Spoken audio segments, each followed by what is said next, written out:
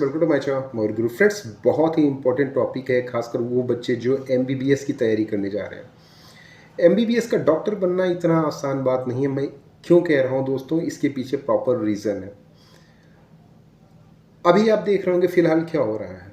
फिलहाल ये हो रहा है कि आपने मेहनत की, आपने साल भर मेहनत की, 15-15, 16-16 घंटे दिन रात एक कर दिया, एग्ज़ाम दिया, अच्छा स्कोर लेके आए।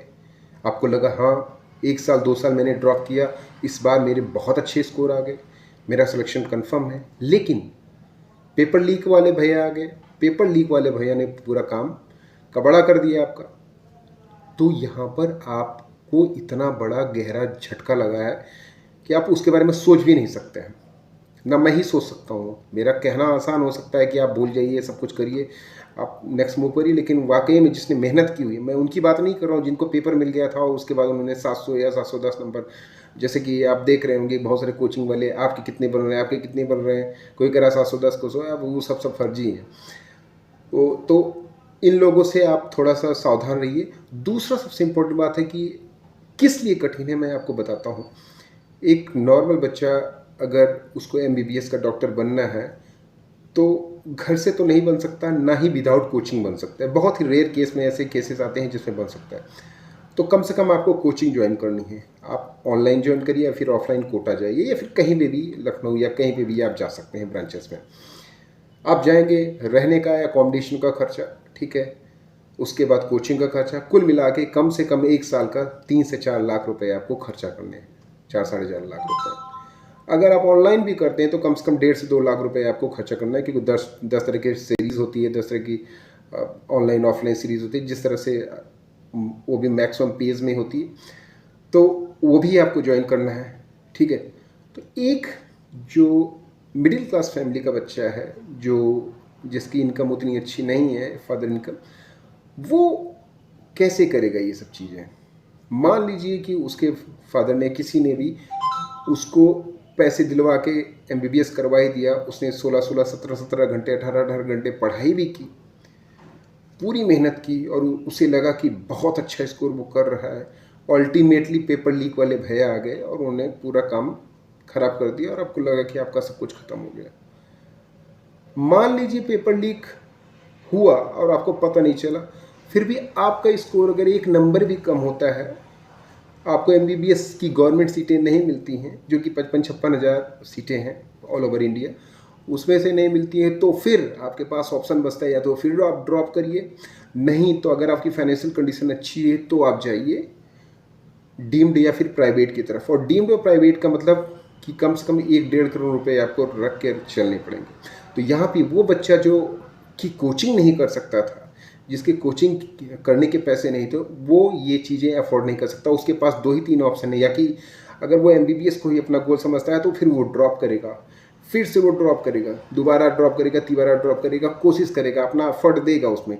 लेकिन एक बात ये मान लीजिए कि बहुत बार ऐसा भी हुआ है कि पेपर लीक हुआ है लेकिन वो ज़्यादा एक्सपोज नहीं हुआ, या फिर उस केस में पेपर कैंसिल नहीं हुआ, जैसे जस्ट लाइक 2024 बहुत सारा केस आया था, फिर भी कैंसिल नहीं हुआ। उस केस में बहुत सारे ऐसे बच्चे थे जिन्होंने 600-650 नंबर लेके आए, उन्हें लगा कि बहुत अच्छा इंस्टीट्यूट मिल सकता है, लेकिन अल्टीमेटली 655 के करीब तो कट ऑफ ही चला गया। तो ये अनप्रिडिक्टेबिलिटी है। मीन्स किसी तरह से अगर आप एग्ज़ाम कैंसिल नहीं होता है, किसी तरह से आप काउंसलिंग तक पहुंच भी जाते हैं, फिर भी वहाँ पे आपके लिए बहुत बड़ी कॉम्प्लेक्सिटी ये हो जाती है कि अल्टीमेटली आप एमबीबीएस करेंगे कैसे अफोर्ड करेंगे।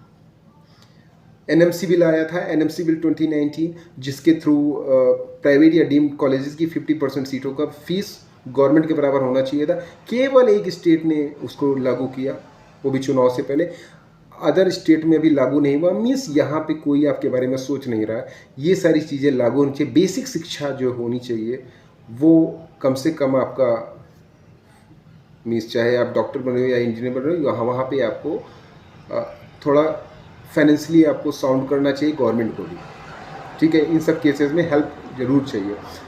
तो ये इसलिए मैं ये बोल रहा हूँ कि आपको अदर्स ऑप्शन भी लेके चलने पड़ेंगे कि एमबीबीएस के अलावा, क्योंकि अगर आप 2-3 साल, 4 साल, 5 साल इस तरह की आप करते जाएंगे तो एक्चुअल में आप ये सोचेंगे कि आप बहुत अच्छा कर रहे हैं, लेकिन हर साल साल दर साल जिस तरह से इसका कमर्शलाइजेशन हो रहा है, हर कोचिंग वाला यही चाहता है कि हम किसी तरह से अपना रिजल्ट अच्छा ना आए, चाहे मुझे पेपर लीक ही क्यों ना कराना पड़े। सब ये सोच रहे कि मेरे यहाँ 720 वाले 10 आ जाए, मेरे 720 वाले 15 आ जाए, 50 आ जाए।